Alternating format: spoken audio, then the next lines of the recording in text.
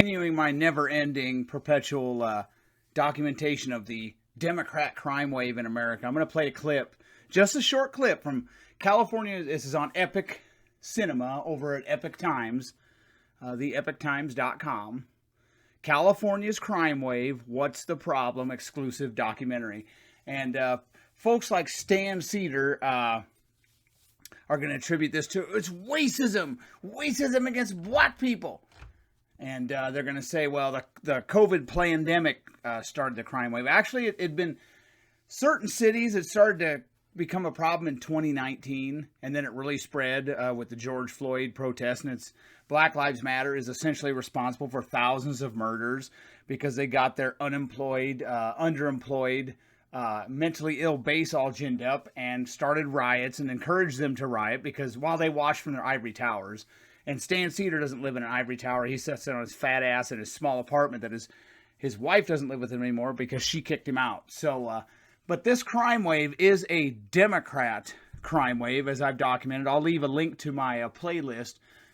Rumble doesn't have playlists, so I can't link to a playlist there. Maybe someday they will, but all those videos are also on Rumble, so I'll have that YouTube playlist. But here's California's crime wave, and this soft on crime policies are causing California and other Democrat-dominated areas a lot of problems. And here's a little snippet of that. Enjoy.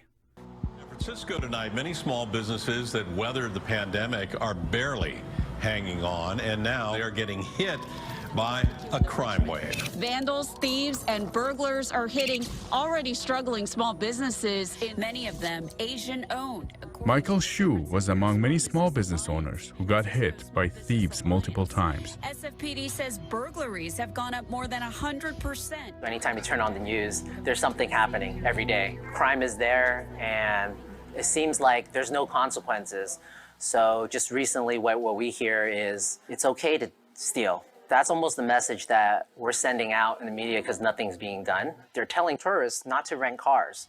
That's almost telling tourists, don't come to San Francisco because you will get robbed one way or another. So has it become okay to steal in San Francisco? Mobs of looters storming and ransacking high-end stores in the San Francisco area, and they appear to be organized. And it is chaotic. Take a look. People running in all directions. It's bad. It's beyond bad. It should never be this bad in a major metropolitan city.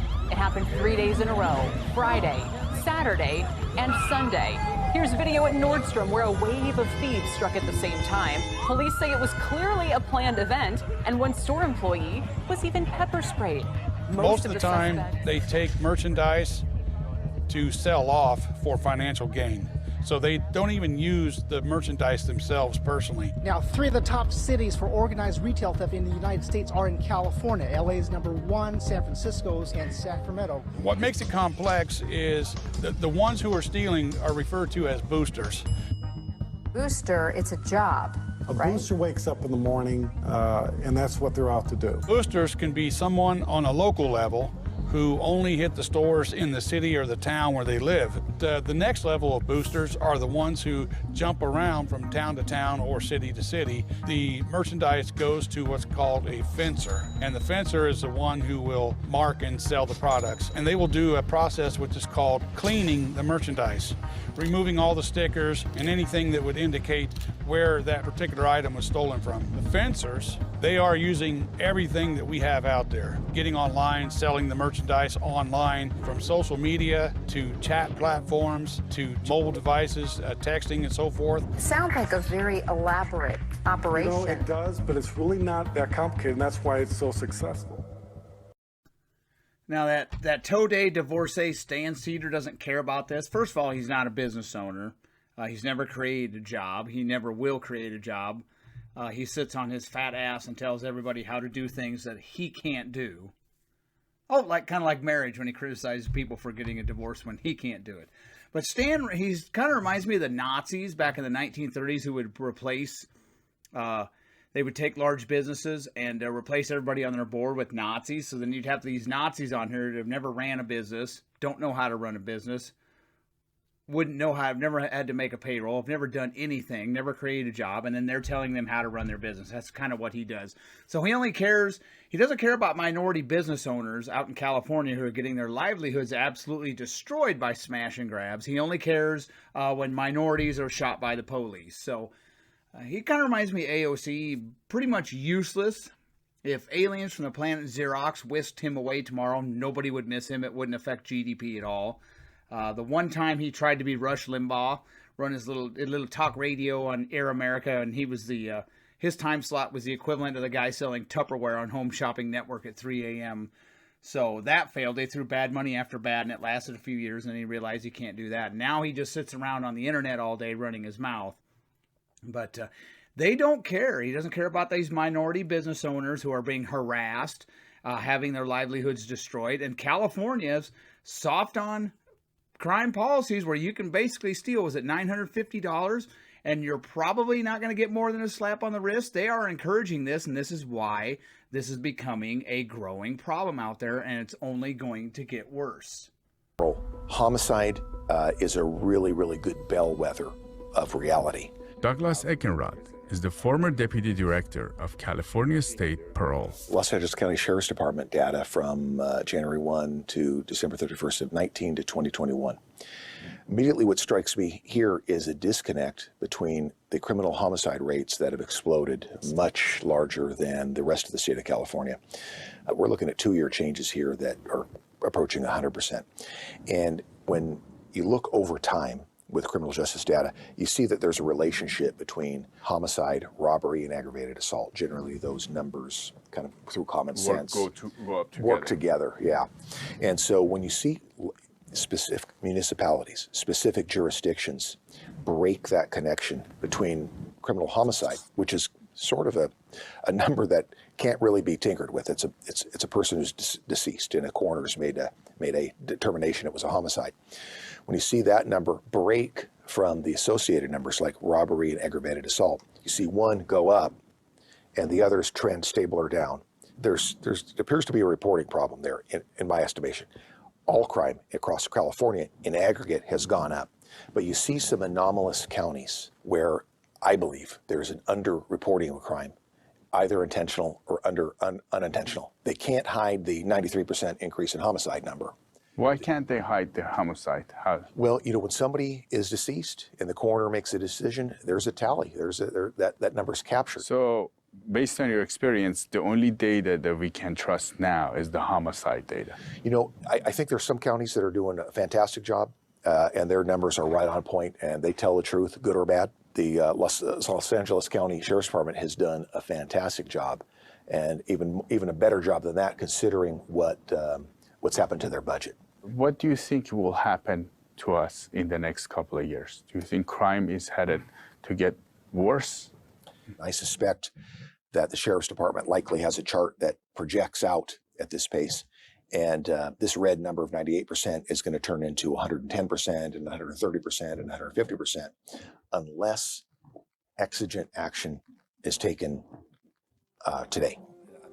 My understanding, I worked on this issue in the late 1990s for George Soros's foundation, as well as for other progressive organizations, was that we were seeking alternatives to incarceration that would rehabilitate people. But that's not what's been going on. We've seen an effort by progressive district attorneys to just reduce sentences and prosecution altogether, basically not enforcing laws. So the efforts to do alternatives to incarceration really ended up being no consequence whatsoever for breaking the law. Thank you for having me.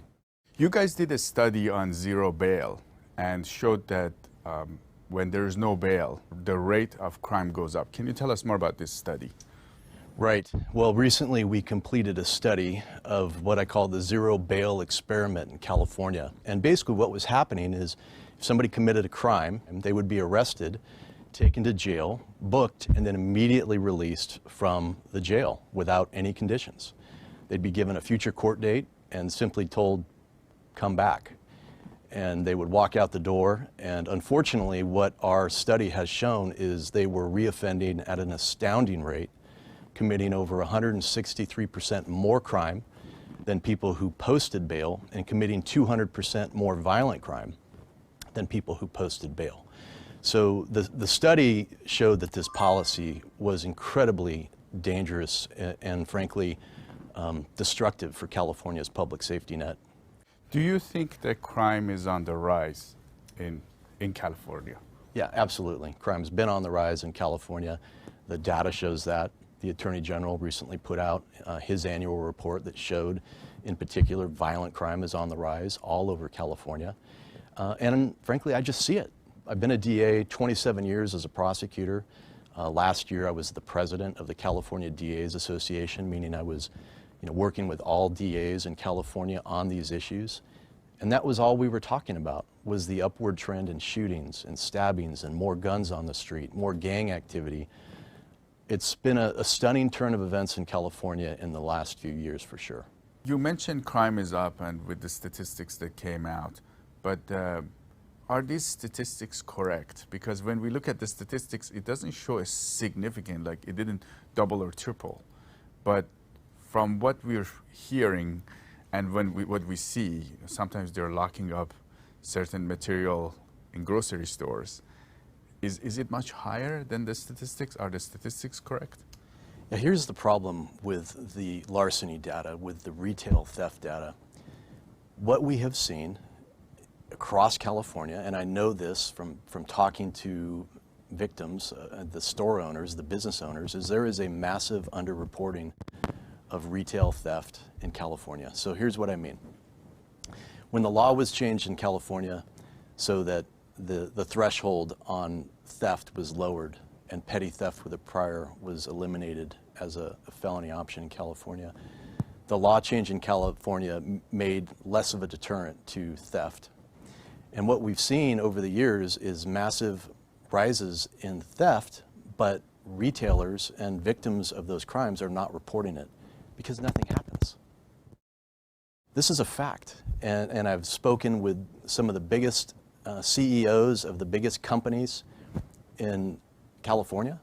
I've spoken with mom and pop shops, and I've even spoken with people who've had their car broken into, and the consensus is, why report it anymore? Nothing's going to happen. The law has been so watered down, they just take it, and they're dealing with it internally. In my county alone, just as one example, I used to receive thousands of reports from some of the retailers, the big box stores, for petty theft. We don't receive those anymore. They're being handled in-house. They're essentially writing them off as loss to their inventory. I'll give you a perfect example, and this is one of my great frustrations as a DA. So the fact that there has been an increase in gun violence in California goes without question. I don't think anybody would disagree that we've had many mass shootings. We've had an increase in gun violence in our biggest cities. The data shows that. And so I'm committed, along with my colleagues, to doing things to address the gun violence. Well, one of the things that we can do to address gun violence and bring it down is to make a deterrent to using a gun in a crime, to make it extremely clear that if you use a gun in a crime, you're going to be punished heavily. And so recently, like last week in Sacramento, there was a bill before one of the committees that would have done exactly that. It would have added additional time to somebody's sentence if they used a gun during the commission of a crime. And it was unbelievable to me that it was killed in this committee on a party line vote. A bill that would have simply made it a deterrent to using guns in a crime. It would have increased the penalty. That to me is one of those head scratchers. I don't understand that. We're all trying to do something to address gun violence. Here is something that makes sense from a policy perspective. Most people, I think, would agree with that, and it was killed. Why was it killed? Do they say you guys want to lock people up? Is that? Yeah, I mean, the argument against the bill from those who voted voted no on it in the committee was that we already have laws in place that punish people for the underlying crime, so we don't need to add more time because of the gun use. And the flaw in that is, no, it's the gun use on top of the crime that makes it more aggravated. And people should be dissuaded from even thinking about bringing a gun to a crime. That's where the additional time comes in as a deterrent. But their argument is we already have laws on the books to go after the target crime, And they also argue that these types of enhancements disproportionately affect people of color.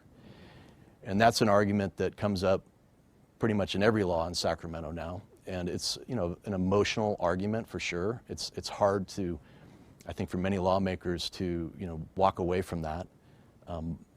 But it doesn't change the fact that we are passing opportunities to really address gun violence in California in ways that will have an immediate effect and bring more accountability and safety to our communities. And that just frustrates me.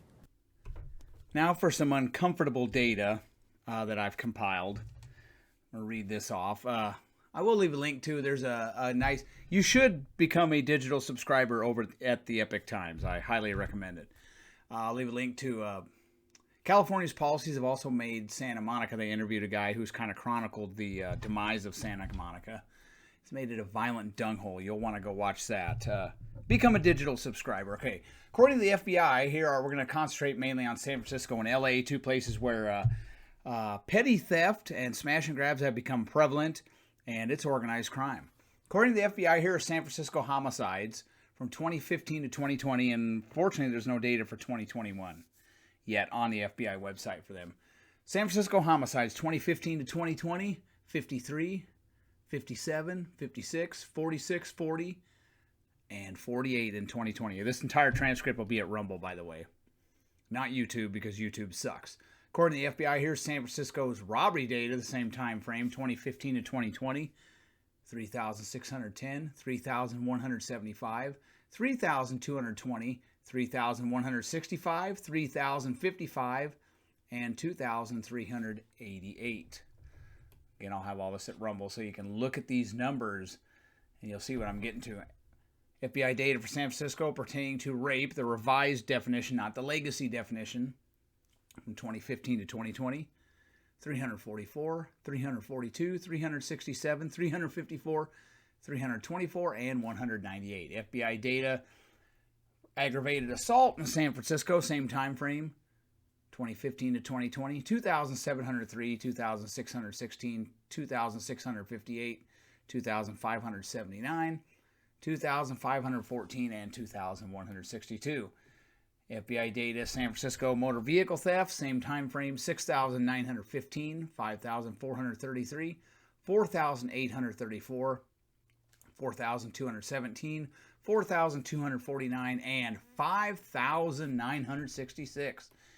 FBI data for San Francisco pertaining to larceny theft, same time frame, 2015 to 2020, yada, yada, yada, a la Seinfeld. Here's larceny theft, 40,918, 36,991, 44,587, 39,675, 39,887, and 25,319. Big drop. All the same data for FBI data for LA City. Again, no data for 2021. This is always 2015 to 2020. Here's murder. 282, 293, 281, 258, 258, and 351. Robbery in LA City, not county, 8,952, 10,307, 10,814, 10,327, 9,652, and 8,013. You can see there murder is skyrocketing, but many robberies are likely not being reported, as you saw in the clip earlier. A lot of this robbery and larceny is not being reported.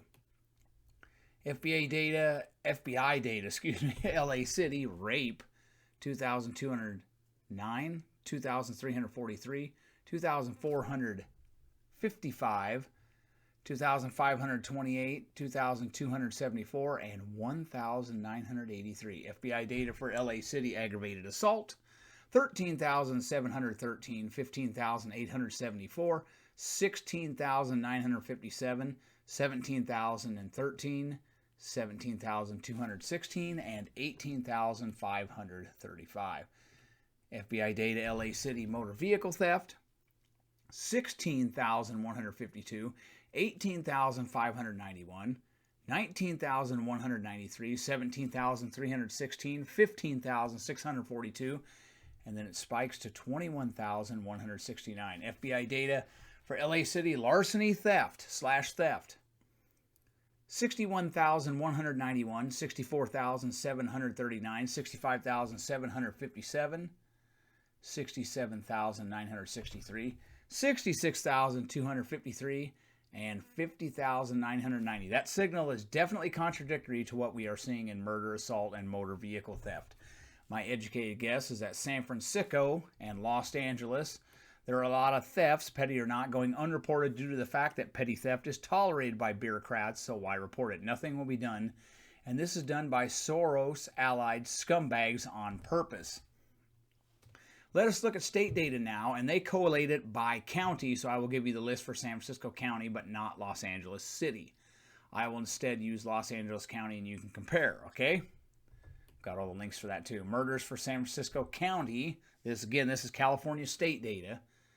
San Francisco County, which is the same as San Francisco City, since it's a consolidated city-county entity. From 2015 to 2021, murder went like this: 53, 58, 56, 47, 40, 49, and 56. Murders for LA County, 2015 to 2021, 592, 622, 580, 570, 508, 677, and then 841. I cannot find useful data by county or city in the state reports or databases. It's mostly statewide data for items like aggravated assault, rape, etc. According to the San Francisco PD, here's the murder data from 2015 to 2022. This is the San Francisco Police Department, local PD. 2015 to 2022 murders were 53, 58, 56, 46, 41, 48, 56, and 56. Aggravated assault, San Francisco PD, 2,725. This is 2015 to 2022 again. I'm going to talk fast, so you're going to have to listen fast. 2,725, 2,616, 2,690, 2,622, 2,547, 2,183, 2,395, and 2,590. For robbery, this is an important one. San Francisco PD data, again, 2015 to 2022. Robbery, 3,635, 3,175, 3,256, 3,208, 3,099, 2,404 in 2020. Big drop. 2021, 2,257, and in 2022, 2,370. Rape from 2015 to 2022, 398, 342, 437, 417, 396, 224, 225, and 237. Auto theft. San Francisco, 2015 to 2022, again, 7,004, 5,433, 4,943, 4,308, 4,442, 6,082, 6,077, and 6,281. Now we go to larceny / theft. And larceny / theft, they have this note. Category includes theft from vehicle. So if someone steals your guitar from your vehicle, it's counted. This is San Francisco 2015 to 2022, larceny / theft. 41,811, 36,991, 46,716, 42,200, 42,022, 25,692 in 2020. Huge drop. In 2021, it jumps to 32,005, and then in 2022, 35,401. All those crimes in San Francisco dropped in 2020, except for auto theft and murder, but all of them, except for rape, larceny, and robbery, have picked up since then and returned close to the levels seen in the 2 years prior to the COVID-19 pandemic.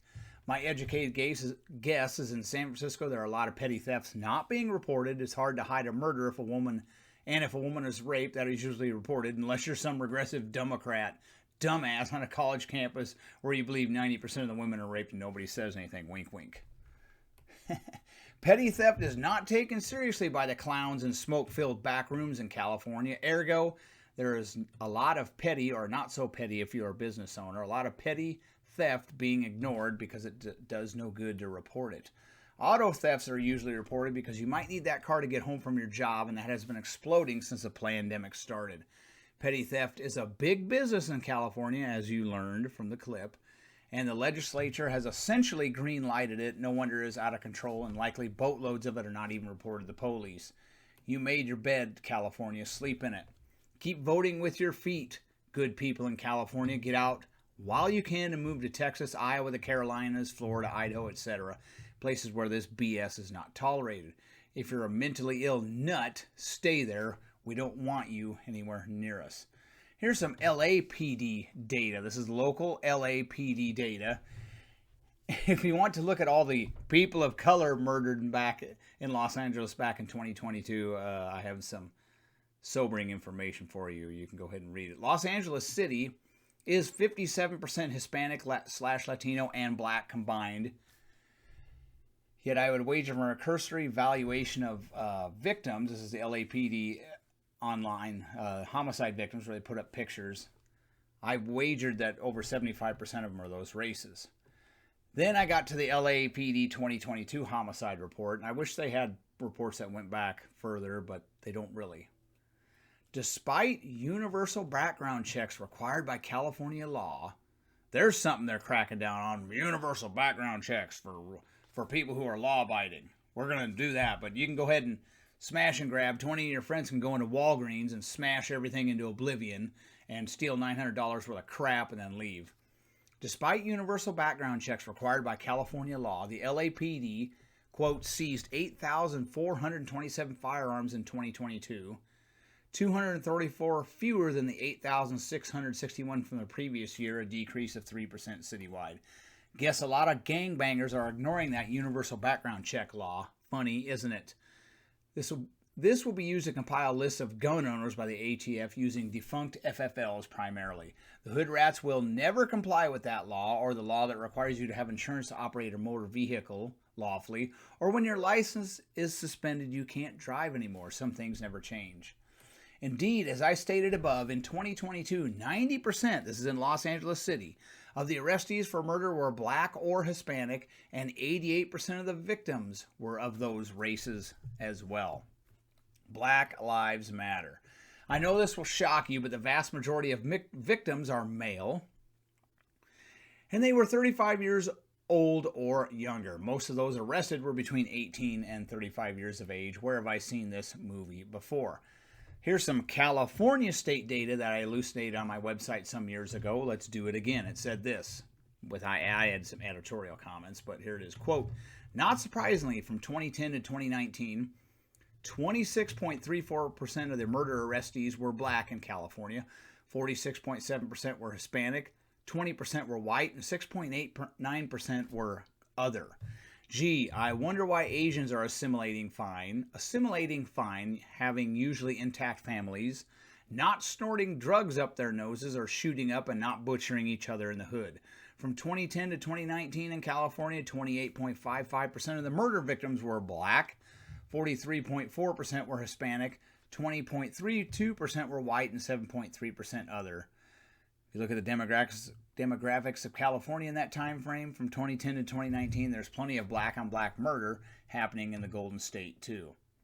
The LA Police Department, this again, we're back to the LA Police Department, lists 382 murders in 2022, 402 in 2021, and 355 in 2020.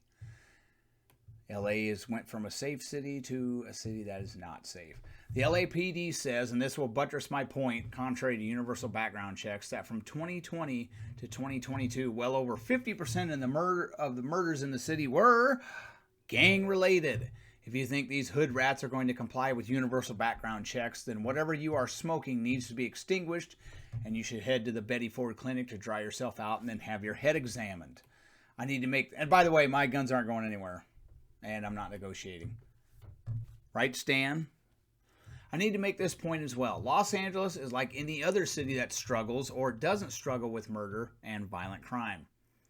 I saw this perusing Oakland's data years ago. The LAPD is divided into 4 bureaus. The Central and South bureaus, especially the latter, have the vast majority of the murder and the vast majority of the gang-related murder. The West Bureau is very safe, trailing way behind all other bureaus. Missouri is a great example of this too. Missouri has a sky-high murder rate, yet the vast majority of it is happening in Democrat-dominated, diverse counties such as Jackson County, St. Louis County, and St. Louis City. The uber Republican counties that overwhelmingly voted for Donald Trump and other Republicans, not so much. But Stan Seder and his dysfunctional group of troglodytes do not want you to know that. For every mass shooting they fawn over and cry crocodile tears over, hundreds of black men are being slain by black men. Now, back to the game. Unfortunately, I cannot find good data within the LAPD chronicling petty thefts, assaults, motor vehicle thefts, etc. over long periods of time. I try to use multiple sources, FBI, state data, local data, anything I can find. In conclusion, the crime wave in parts of California can be laid at the feet of Black Lives Matter, Gavin Newsom, Maxine Waters, and bottom feeders like the Divorcee Stan Seder. California has basically said it is okay to steal $900 from Walgreens or Nordstrom's, which is precisely why those entities are leaving many Democrat-run cities like LA or Portland, because they have become inhabitable hellholes. Uninhabitable, I should say. Have changed that. This is what Black Lives Matter wants, and they are getting their way in California as an organized crime larceny ring has sprung up. Smash and grabs are prevalent there. Don't let them California your Idaho, your Iowa, or your Florida. Shun these useless parasites and keep your powder dry. As Dalton said in Roadhouse, and I will attach this to where California is headed, it is going to get worse before it gets much better. And I wanted to remind, Stan Seder has refused to dedicate one of his shows in a futile attempt to refute the following statement that I have debunked him on. The most violent jurisdictions in America have buku black-on-black murder, and they tend to vote Democrat. So he has conceded on that point. And Stan's just going to do what Stan does. He's going to try to yell over everybody and get the attention of people who will give him no attention. You don't get Tucker Carlson, old man. He doesn't even know who you are. Dave Rodman knows who you are, but he's busy with a show that doesn't have a couple 100,000 phantom subscribers. I don't think Jimmy Dore is going to give you any attention. So Stan Seder, old man, you wouldn't give your wife any attention when she wanted it. So you get me, whether you like it or not. So, Mr. Chairman, I yield back.